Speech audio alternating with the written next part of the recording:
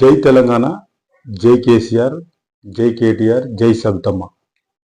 ఈరోజు చూసుకున్నట్టయితే రాష్ట్రంలో ఉన్న ప్రభుత్వం ఏదైతే కాంగ్రెస్ ప్రభుత్వం, ఒకవైపు ప్రజల కష్ట నష్టాలు, వాళ్ళకున్న సాధక బాధకాలు, జరుగుతున్న ఆకృత్యాలు ఇవన్నీ పట్టించుకోకుండా ఏదైతే సింగరేణి బొగ్గు గనుల స్కామ్ ఏదైతే ఉందో దాన్ని పక్కతో పట్టించడానికి కంటిన్యూగా మనకి హరీష్ రావు గారికి, కేటీఆర్ గారికి, సంతోష్ గారికి ఈరోజు చూసుకున్నట్టయితే మన తెలంగాణ చిరకాల స్వప్నాన్ని ఎవరైతే తీర్చారో తెలంగాణ రాష్ట్ర సాధకుడు, జాతి పిత అయినటువంటి కేసీఆర్ గారిని కూడా ఎలాంటి బాధితులు లేనటువంటి ఫోన్ ట్యాపింగ్ కేసులో నోటీసులు ఇచ్చి పిలవడం అంటే ఇది మన తెలంగాణ ప్రజలందరినీ అవమానించిన విధంగా నేను భావిస్తూ ఉన్నాను. ఇది ఈ ప్రభుత్వానికి తగదు. ఏదైనా ఉండనియండి, చిత్తశుద్ధితోటి ప్రభుత్వాన్ని నడిపే చేత కాకపోతే దిగిపోవాలి, కానీ ప్రతిపక్షంగా ఈ ప్రతీకార చర్యలు అనేది కేసీఆర్ గారి మీద తీసుకోవడం మాత్రం కరెక్ట్ కాదు. దీన్ని మేము ఖండిస్తున్నాం.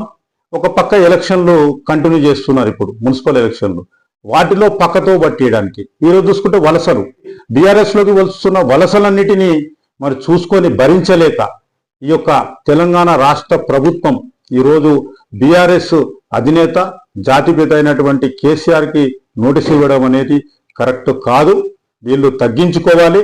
ఈ విధంగా చేస్తే ప్రజలే మీకు రాబోయే కాలంలో బుద్ధి చెప్తారని చెప్పి, ఎందుకంటే ఏదైనా ఉండనియండి, పాలనాపరంగా పోయి మీ అభివృద్ధిని చూపియండి.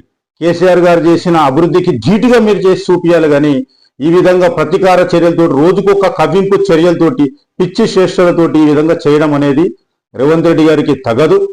బీఆర్ఎస్ పార్టీ తరఫున మా సబితాంద్ర రెడ్డి గారి ఆధ్వర్యంలో ఈ యొక్క విషయాన్ని మేము గట్టిగా తీసుకొని మరి మేము రాష్ట్ర వ్యాప్తంగా మా మహేశ్వర నియోజకవర్గం తరఫున మనందరం కూడా ఖండిస్తూ మరి నిరసనలు కూడా వ్యక్తం చేసే అవకాశం ఉంటుంది.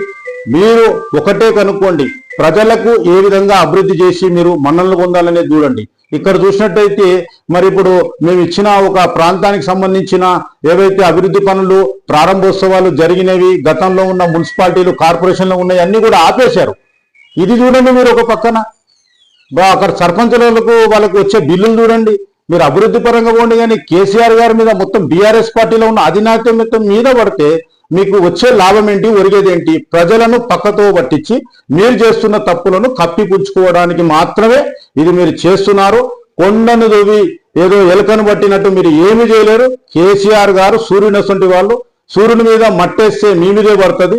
ఇది మీరు జ్ఞాపకం పెట్టుకోండి అని చెప్పి, ఖబర్దార్ అని చెప్పి నేను ఈ యొక్క మహేశ్వర నియోజకవర్గం మన మీర్పేట 60 డివిజన్ జేహెచ్ఎంసీ తరఫున నేను ఖండిస్తున్నాను. జై తెలంగాణ, జై కేసీఆర్, జై సబితమ్మ, జై కేటీఆర్.